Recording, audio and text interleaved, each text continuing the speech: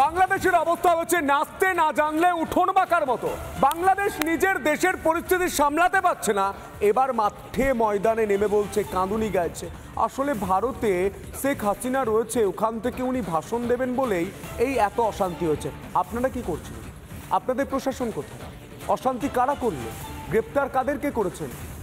উত্তর রয়েছে। মোহাম্মদ ইউনুস, ঘুম ভেঙে গেছে আপনার? দেখুন রিপোর্ট।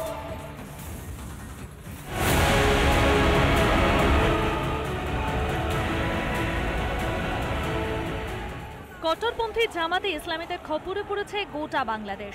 যদিও ভারত বিদ্বেষী অন্ধ ইউনুসের তাতে কিছুই যায় আসে না। বঙ্গবন্ধুর বাড়িতে তাণ্ডব ও বাংলাদেশ জুড়ে অরাজকতার পিছনেও সেই ভারতেরই দোষ খুঁজতে ব্যস্ত ইউনুস প্রশাসন। ভারতকে চিঠি দিয়ে ইউনুস প্রশাসন জানিয়েছে,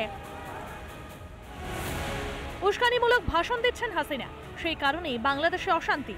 শেখ হাসিনাকে থামাতে হবে, ভারতকে নালিশ ইউনুস প্রশাসনের। ভারতের উপরাষ্ট্রদূতকে তলব করেও আপত্তি জানানো হয়েছে ইউনুস প্রশাসনের তরফে।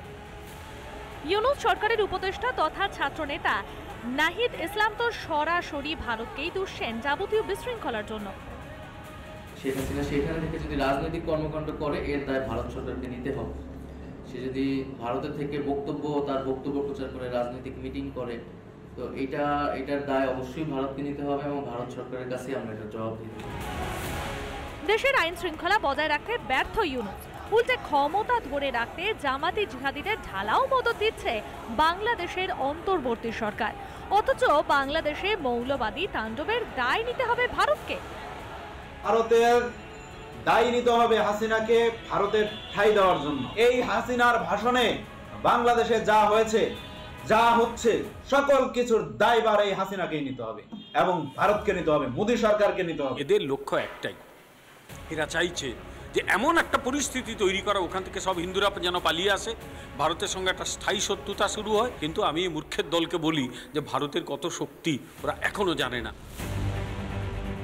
এর আগেও হাসিনাকে প্রত্যার্পণের জন্য নোট ভার্বাল দেওয়া হয়েছিল ইউনুসের বিদেশ মন্ত্রকের তরফে, যদিও তাতে বিন্দুমাত্র আমল দেয়নি ভারত। আর এখনো নিজেদের অপগণ্ডতার দায়ও ভারতের উপর চাপাতে চাইছে তারা। এসব করে যে ভারতকে আদেও চাপে রাখা যাবে না, সেটা বোঝার ক্ষমতা নেই মূর্খের স্বর্গে বাস করা ইউনুসের। রিপাবলিক বাংলা।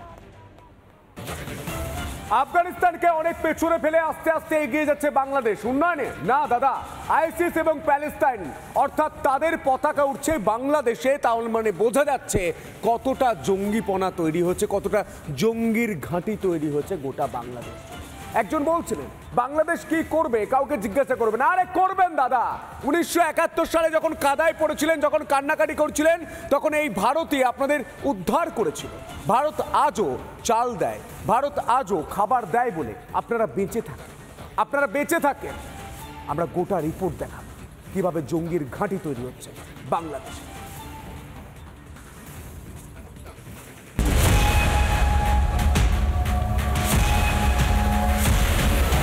শিল্প, সাহিত্য, সংস্কৃতি সবই অতীত। 1.5 লাখ বর্গ কিলোমিটারের বাংলাদেশে এখন গোটাটাই ধর্মান্ধতা আর মৌলবাদ। বুধবার শুধু বঙ্গবন্ধুর বাসভবনই ভাঙল না, একই সঙ্গে ভেঙে গুড়িয়ে গেল বাংলাদেশে অবশিষ্ট মানবতার ছিটেফোঁটা যা বেঁচে ছিল সবটাই। শেখ মুজিবের বসত বাড়ির ধ্বংসস্তূপের উপর দাঁড়িয়ে জঙ্গি আইসিসের পতাকা ওড়ালো জিহাদিরা। ইসরায়েলে ঢুকে নিরাপরাধ মানুষদের নির্বিচারে খুন করেছিল হামাসের জঙ্গিরা। অপহরণ করে নিয়ে গেছিল ইসরায়েলি তরুণীদের। ধূলিসাৎ হয়ে যাওয়া বঙ্গবন্ধুর বাসভবনে দাঁড়িয়ে ওড়ানো হলো প্যালেস্তাইনের পতাকাও। হাসিনার পতনের পর থেকেই বাংলাদেশিদের মৌলবাদী চিন্তা গেলানো হচ্ছিল একটু একটু করে। একই সঙ্গে মুক্তিযুদ্ধ ভুলিয়ে শেখানো হচ্ছিল পাকিস্তান প্রীতি। তারই ফসল বঙ্গবন্ধুর বসত বাড়ি ভেঙে গুড়িয়ে দিতে হাত কাঁপল না ইউনুসের পোষা জিহাদিদের। বাংলাদেশ যখন স্বাধীন হয়েছে, এরা কেউই চায়নি বাংলাদেশ স্বাধীন হোক। আজকে যারা এই যে আইসিস পতাকা উড়াচ্ছে, প্যালেস্টাইনের পতাকা উড়াচ্ছে, তার মানেটা কি? তার মানে হচ্ছে এই যে স্বাধীনতা যেটা তারা 54 বছর আগে পেয়েছিল, সেটা তাদের কাম্য ছিল না। হাসিনা দেশ ছাড়ার পর প্রধানমন্ত্রীর বাসভবন থেকে টেবিল চেয়ার থেকে অন্তর্বাস কিছুই চুরি করতে ছাড়েনি জামাতিরা। বঙ্গবন্ধুর বাড়ি থেকেও ইট, কাঠ, এমনকি সিঙ্ক অব্দি খুলে নিয়ে গিয়েছে মৌলবাদী চোরেরা। বৈষম্য বিরোধী ছাত্র আন্দোলন যে আসলে ইসলামী মৌলবাদীদেরই ষড়যন্ত্র, সেটা আরও স্পষ্ট।